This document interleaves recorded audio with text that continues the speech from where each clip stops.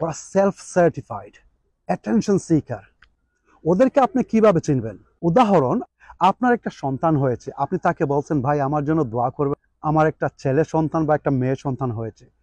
আপনার কথা শেষ করতে না করতেই সে বলা শুরু করে দেবে যে তার চাচাতো ভাইয়ের, মামাতো ভাইয়ের, খালাতো ভাইয়ের একটা সন্তান হয়েছে, সেই দিন এই সন্তানকে জন্ম দিতে গিয়ে তাকে সেই হসপিটালে নিয়ে যাওয়া হয়েছে এবং কত টাকা খরচও হয়েছে তার ডেলিভারির জন্য, সেইটাও তোমাকে সে শুনিয়ে দিবে।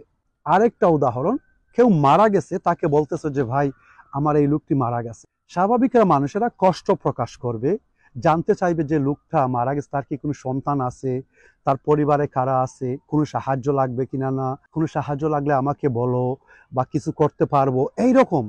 কিন্তু সেই ব্যক্তি কি বলবে? তোমার বলতে না বলতেই সে শুরু করে দিবে সেদিন আমার চাচাতো ভাইয়ের, শালির জামাইয়ের, মামাতো ভাইয়ের, খালাতো ভাইয়ের, চাচাতো ভাইয়ের, শাশুড়ের ভাই মারা গেছে।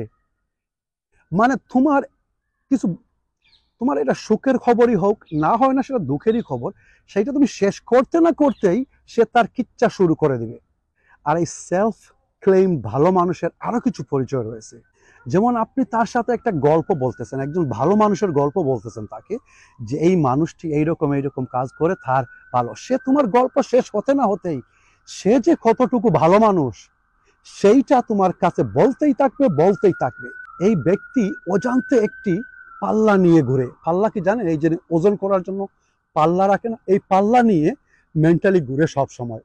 তার পাল্লার নেগেটিভ সাইডের ওজনটা ভার। তাই যখনই তোমার সাথে কথা বলে, সে কথা বলে তাই পাল্লার এই সাইডে অনেকগুলা জিনিস দিয়ে সেটার ওজন বেশি করার চেষ্টা করে। যত পারো এই ধরনের মানুষের কাছ থেকে দূর থাকবা।